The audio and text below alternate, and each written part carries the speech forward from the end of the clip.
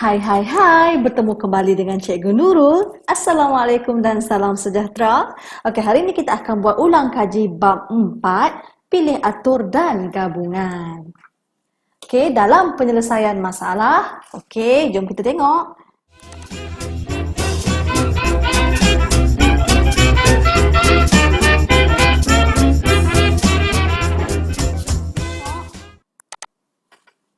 Okey murid-murid, okey, untuk contoh 1A. Okey, yang penting kita baca soalan dengan berhati-hati. Okey. Okey, kita tengok di sini. Okey, rajah 3 menunjukkan 6 gerabak kereta api di sebuah tapak hiburan. Sebuah keluarga yang terdiri daripada ibu, bapa dan 4 orang anak menaiki kereta api tersebut. Setiap daripada mereka akan menduduki gerabak yang berlainan. Jadi, kalau di sini, okey, kita tengok balik. Oh, kita ada ibu dan bapa. Kita ada ibu dan kita ada bapa dan kita ada 4 orang anak. Jadi, jumlahnya adalah 6 orang. Okey, jom kita tengok soalan A. Bapa duduk di gerabak pertama manakala ibu duduk di gerabak terakhir. Oh, macam tu pula. Jadi, kalau cikgu suka buat macam ni dulu. Okey, kita ada gerabak tadi ada 6 kan? 1, 2, 3. Kita keluar pula 4, 5, 6. 6 orang. Okey, 6 gerabak. Tetapi dia kata, okey, bapa duduk di gerabak pertama. Ini bapa. Okey, lepas tu ibu duduk di gerabak terakhir. Ibu berada di gerabak terakhir. Okey, apakah kebarangkalian ataupun bilangan cara, okey, susunan mereka? Okey, bilangan cara tau, susunan. Bila susunan, okey, confirm lah kita masuk dalam pilih atur. Kita pilih dan atur. Jadi cikgu suka buat macam ni. Bapa ni memang ada seorang je. Jadi ada seorang bapa untuk satu tempat. Okey, macam tu. Jadi ibu pula memang ada seorang je ibu untuk satu tempat. Macam tu. Jadi seterusnya, okey, kita tengok pula untuk anak-anak. Okey, anak-anak cikgu ambil warna biru lah. Okey, yang baki ni adalah untuk anak. Okey, kita ada 4 orang anak. Okey, tetapi nak susun untuk 4 tempat. Macam tu. Okey, jadi inilah kita punya rumus yang terlibat. Okey, di mana 1P1 kita darabkan dengan 4P4. Lepas tu kita darabkan dengan 1P1. Macam tu. Jadi di sini kan murid-murid, kita akan dapat 24. Kira dengan berhati-hati. Okey. Jadi jangan lupa kalau betul, tandakan betul. Menghargai diri anda. Good. Kita puji sikit diri kita ni. Okey, jom kita tengok contoh soalan 1B. Okey. Soalan 1B. Okey, cikgu baca dulu. Okey, cikgu baca dulu. Ibu, bapa dan anak bongsu mesti duduk di dalam 3 gerabak yang berturutan. Dia tak cakap 3 gerabak berturutan tu kiri ke kanan ke tengah ke, asalkan berturutan. Okey, berturutan ni seperti bersebelahan. Okey, kalaulah soalan yang melibatkan bersebelahan ataupun berturutan, cikgu garis ni ataupun bersebelahan. Okey, kita punya cara penyelesaiannya macam yang cikgu tunjuk ni. Okey, kita ada 6 gerabak kan? 1, 2, 3, 4, 5, 6. Okey, 6 gerabak. Okey, lepas tu ibu, bapa dan anak bongsu. Okey, cikgu satukan di sini. Okey. Ibu, bapa, okey, dan anak bongsu. Okey, anak bongsu. Jadi ada 3 kat situ. Okey, 3 orang di situ. Rumus untuk di dalam kotak yang telah saya lekatkan ini adalah ada 3P3. Okey, begitu. Jadi kat sini cikgu terus nak terangkan sikit. Kita ada ibu, kita ada bapa, kita ada anak bongsu, lagi ada 3 lagi orang anak baki dia kan.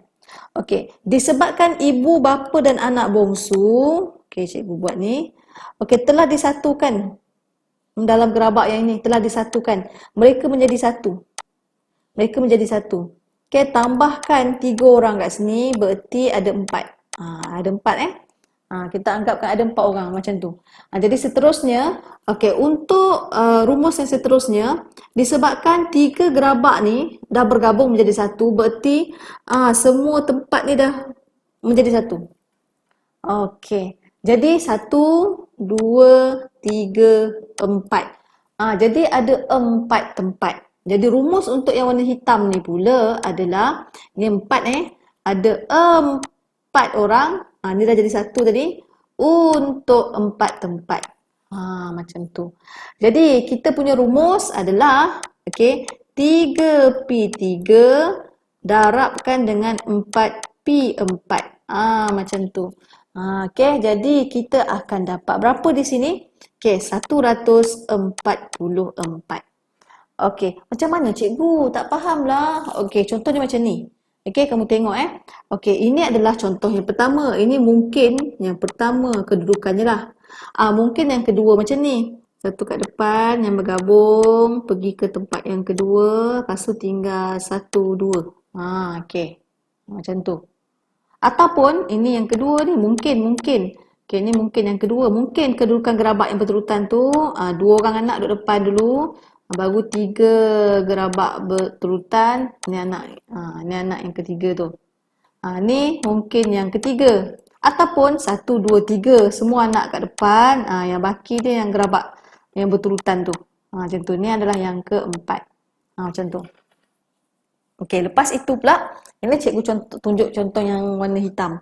Tapi okey, apa maksud 3P3 tu? Maksud 3P3 tu cikgu buat di sini Maksud 3P3 tu maksudnya, okey, mungkin ibu dulu, bapa, anak bongsu. Ini contohlah ni. Okey, ataupun apa lagi? Mungkin bapa dulu kat depan, lepas tu anak bongsu pula ibu. Mungkin macam tu. Ataupun mungkin anak bongsu kat depan, ibu, bapa. Macam tu. Jadi 3P3 kita ada 3 lah. Ada 3 cara lah. Okey, 1, 2, 3. Macam tu lah. Contoh lah ni. Contoh. Okey. Ni contoh. Okey. Okey, jadi setiap pergerakan tu, setiap kali dia berubah ni mungkin dalam ni pun berubah. Macam tu. Jadi kita akan dapat 144 bilangan cara menyusun mereka. Okey, kita sudah masuk ke 1B. Jom kita tengok contoh yang kedua. Okey, contoh yang kedua je murid-murid. Okey, kita baca dulu soalan dengan berhati-hati. Okey, rajah 25 menunjukkan kedudukan 6 keping gambar yang terdiri daripada ibu, ayah dan 3 orang anak perempuan dan seorang anak lelaki pada dinding sebuah rumah. Okey, cari bilangan susunan yang mungkin. Okey, dia tak ada arahan pun siapa atas, siapa bawah. Okey, jadi tiada condition, okey. Jadi tidak ada sebarang peraturan di situ. Jadi cikgu nak keluarkan balik, kita ada ibu, kita ada bapa, kita ada berapa lagi tadi? 3 orang anak perempuan dan 1 orang anak lelaki. Okey, jadi semuanya 3, 4, 5, semuanya ada 6 orang. Okey, jadi ada berapa tempat ni kita nak isi ni? 1, 2, 3, 4, 5, 6. Okey, jadi ada 6 untuk 6, ada 6 orang untuk disusun ke 6 tempat. Jadi kita akan dapat 720. Yeay. Macam tu je. Simple sahaja. Good. Okey, jom kita tengok sambungan soalan. Soalan 2B. Okey, soalan 2B. Jom kita baca. Okey, cari bilangan susunan yang mungkin sekiranya ibu dan ayah disusun di barisan atas dan gambar 3 anak perempuan disusun dalam keadaan bersebelahan. Tengok, cikgu saja letak lagi sekali bersebelahan di sini supaya nak biasakan kamu membuat working step untuk bersebelahan. Okey, syarat kat sini ibu dan ayah disusun di barisan atas. Jadi cikgu buat 1, 2. Okey, kat sini. Okey, bawahnya 1, 2, 3, 4. Syarat di bawah adalah anak perempuan duduk bersebelahan. Cikgu buat macam ni. 1, 2, 3. Bersebelahan. Okey, begitu. Okey. Jadi, okey, dekat sini adalah ibu. Cikgu tak nak buat kotak lah. Selalunya kotak untuk yang bersebelahan. Okey, yang di atas ini adalah ibu dan ayah. Cikgu buat warna. Sekejap. Cikgu pilih warna. Birulah. Atas ni adalah ibu dan ayah. Okey, ibu dan ayah. Jadi di sini adalah ada dua orang untuk dua tempat. Okey, kita biarkan.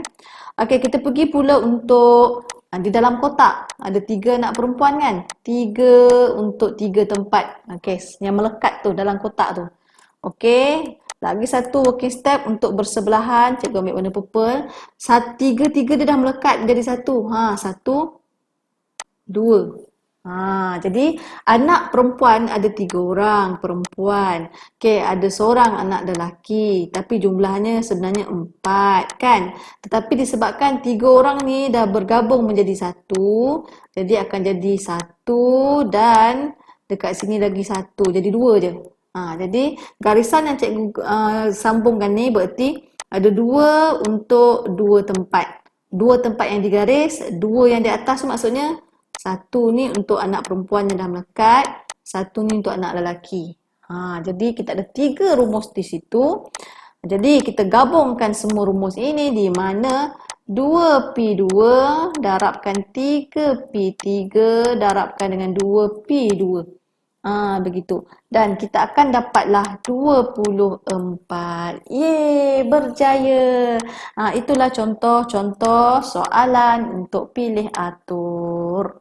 Okay, good. Okay, jumpa lagi cikgu. Bye-bye. Kita tengok ada lagi tak ni? Oh, cikgu bye-bye cepatnya. Ni kita tengok. Tentang ada lagi slide cikgu kat belakang ni. Mari cikgu cek.